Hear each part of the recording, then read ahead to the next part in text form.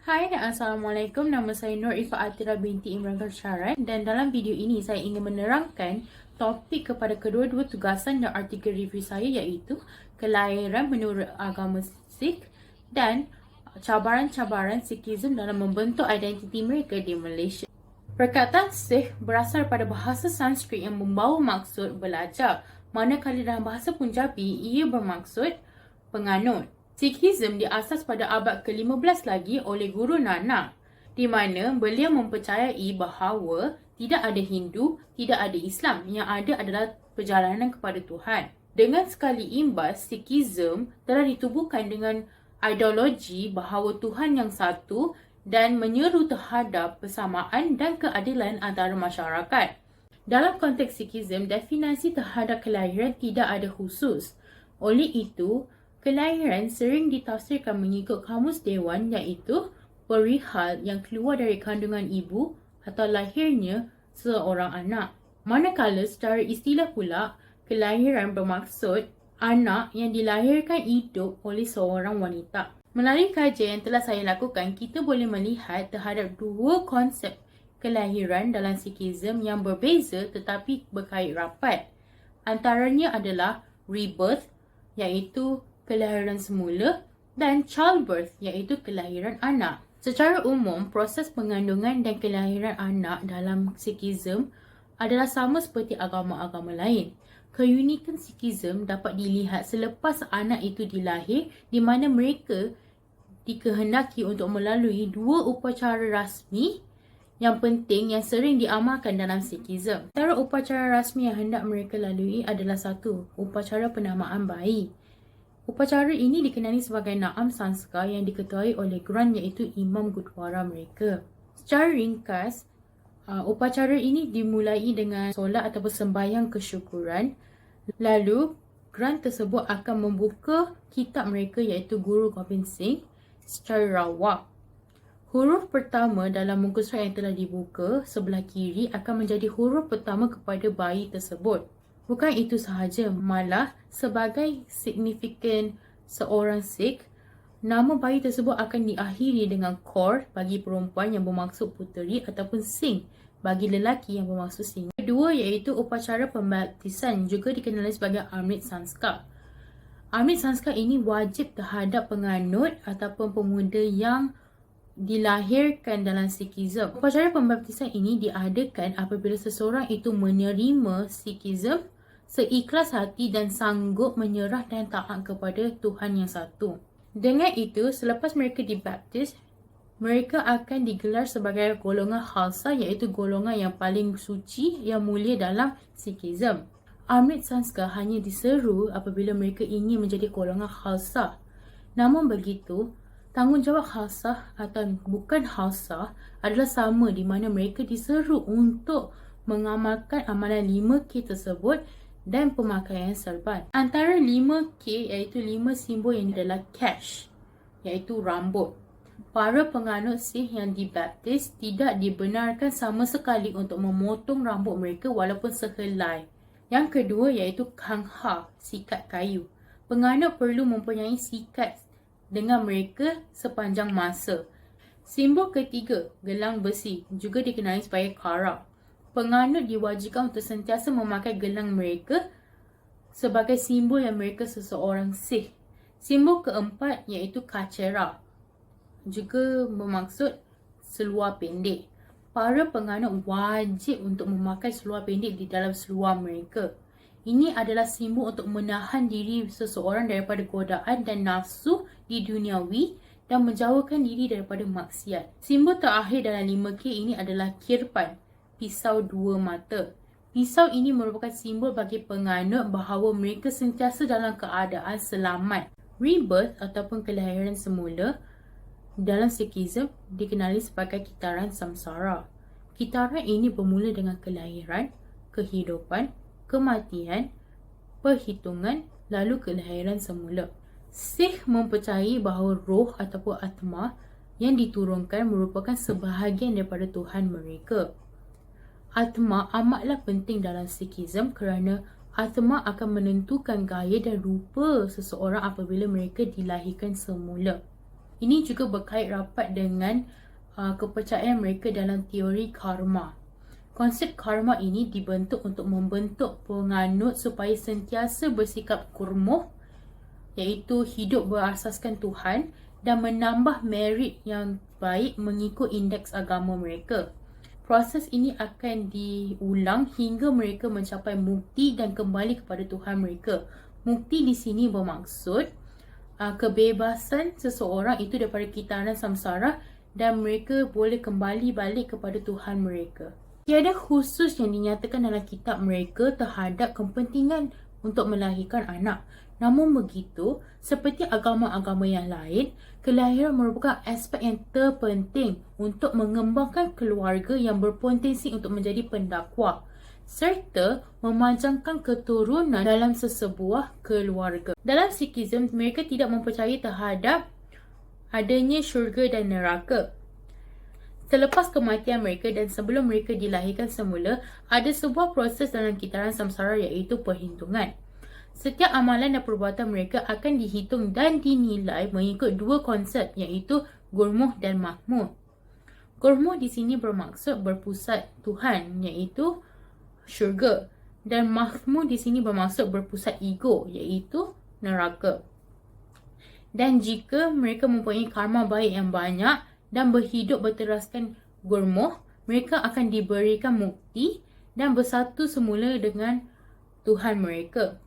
Sebaliknya, di mana jika karma buruk mereka adalah banyak, mereka dikatakan telah hidup secara ego dan mementingkan diri sendiri. Terdapat sebuah artikel yang telah saya kaji menjelaskan terhadap identiti Sikh dan cabaran-cabaran yang dihadapi oleh Sikhism dalam Malaysia.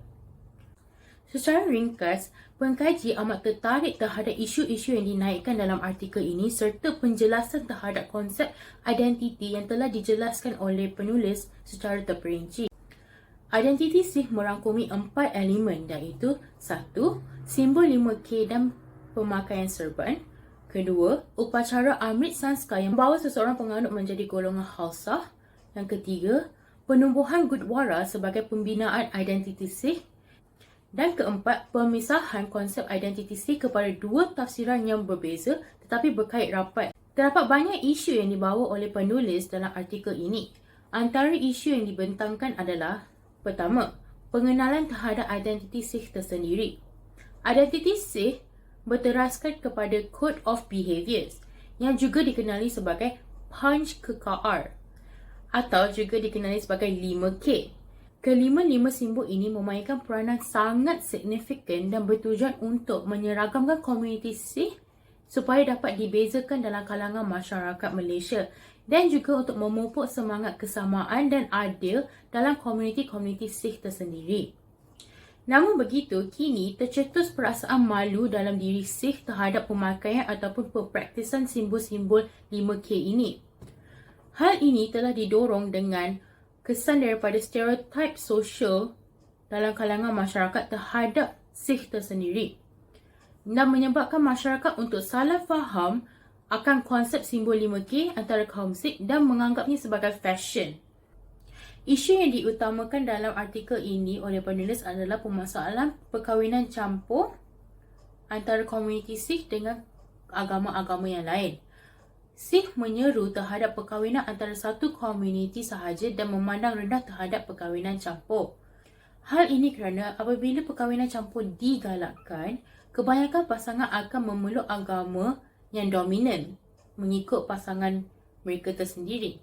Terdapat juga sebuah kajian yang menulis bahawa sesiapa yang berkahwin selain Sikh diminta untuk pasangan mereka untuk memeluk Sikh terlebih dahulu, dan jika tidak, mereka akan dianggap sebagai patik dan dibuang oleh keluarga mereka. Konsep ini sering disalah faham dan mencetuskan bangkahan oleh pemuda kini kerana mereka merasa diskriminasi oleh komuniti mereka tersendiri. Terdapat beberapa isu yang telah menarik perhatian saya sebagai pengkaji dalam artikel ini. Antaranya seperti isu kesamaan antara jantina dalam Sikhism. Hal ini kerana keadilan antara hak lelaki dan perempuan merupakan isu yang sekian lama wujud dan semestinya di mana lelaki mempunyai hak yang lebih dan peranan perempuan direndahkan dalam seluruh aspek termasuk politik, kesihatan, perkahwinan, pendidikan dan banyak lagi. Kesempatan dan peluang wanita untuk mempunyai medan yang sama seperti lelaki amatlah sukar kerana ego lelaki terhadap mengejari politik dan berautoriti lebih penting daripada hak wanita yang lain. Dengan adanya diskriminasi ini, dia akan menjurangkan lagi masyarakat Sikh dan menyebabkan perbalahan di antara komuniti Sikh. Namun begitu, terdapat beberapa perkara yang pengkaji ingin mengkritik dalam artikel ini. Antaranya seperti isu terhadap ketidaksamaan hak antara jantina dalam komuniti Sikh.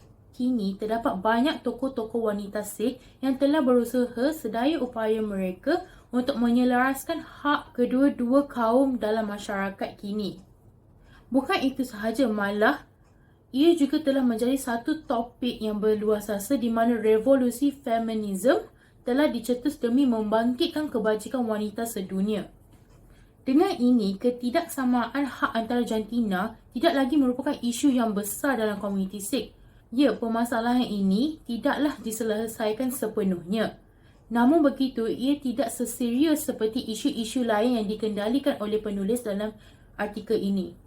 Antara tokoh-tokoh wanita yang mengambil berat terhadap permasalahan ini adalah seperti Parbinder Kaur. Parbinder Kaur ialah seorang wanita Sikh yang pertama untuk menjadi seorang hakim yang berwibawa serta arif di Kanada. Beliau seorang penyokong hak asasi individu yang terkemuka dan membawa serta mewakili kes-kes secara percuma kepada PSD. Ini adalah untuk mempertahankan hak wanita Sikh sedunia. Selain itu, terdapat juga sebuah penubuhan organisasi yang ditubuhkan pada tahun 2010 iaitu SAFAR, The Sikh Feminist Research Institute. Organisasi ini adalah sebuah organisasi yang komited terhadap penyelidikan dan aktivisme feminisme Sikh. Selain itu, pengkaji juga ingin mengkritik terhadap persepsi pemakaian serban dalam agama Sikhism. Seperti yang kita bincangkan sebelum ni, pemakaian serban merupakan satu ajaran yang wajib dalam kalangan Sikhism. Akan tetapi, penulis telah meninggalkan satu faktor yang penting terhadap isu ini, iaitu pengaruhan pihak berkuasa seperti kerajaan. Hal ini kerana terdapat kajian yang dilakukan bahawa kerajaan pernah memperkenalkan sebuah peraturan dan undang-undang dalam sekolah yang menghalang pelajar Sikh dalam pemakaian serban mereka. Secara tidak langsung, ini telah mendorong kepada pelajar untuk memotong rambut mereka serta janggut kerana penampilan kemas adalah wajib di dalam sekolah.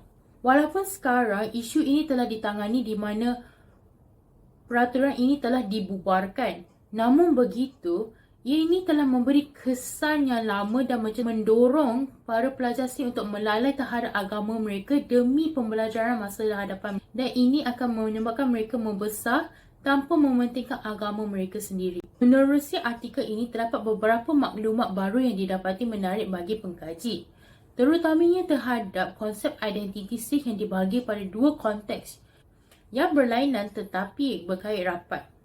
Konsep pertama ialah tafsiran harian di mana berkait rapat dengan ciri-ciri perwatakan individu, manakala tafsiran kedua iaitu tafsiran otoriti di mana pihak berkuasa seperti agama dan politik yang menentukan identiti sesuatu kumpulan secara kolektif. Namun begitu, identiti seseorang tidaklah mutlak. Ia berasaskan ciptaan sejarah serta bersifat dinamik. Sebagai contoh, bagi tafsiran otoriti, ia bersifat kolektif seperti bahasa Punjab, pemakaian dan pemakanan tradisional, penulisan Gurmo.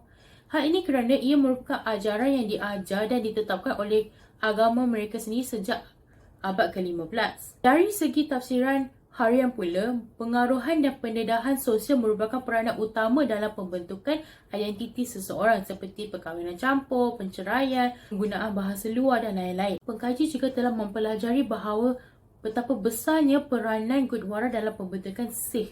Gurdwara dibina dengan bertujuan untuk menetapkan dan menjadi sumber kepada segala ajaran Sikhism. Oleh itu, terdapat juga kajian yang menyatakan bahawa jika fungsi Gurdwara terabai, identiti Sikh akan menjadi lebih pudar. Gurdwara, Khalsa serta identiti Sikh adalah elemen yang tidak boleh dipisah.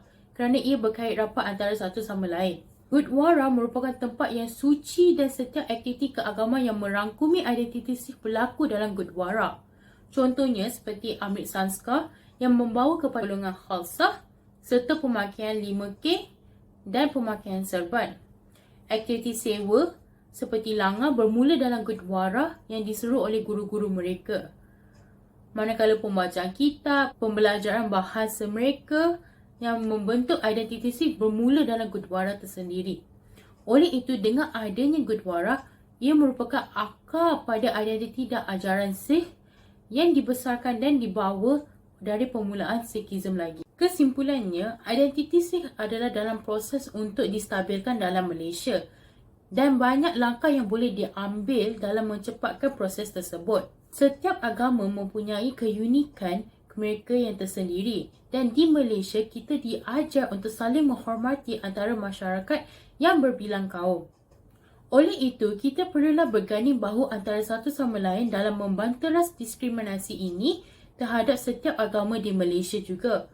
Hal ini kerana berbilang kaum merupakan akar terhadap persatuan dan kedamaian Malaysia sehingga sekarang. Dengan itu, sekian, terima kasih dan Assalamualaikum.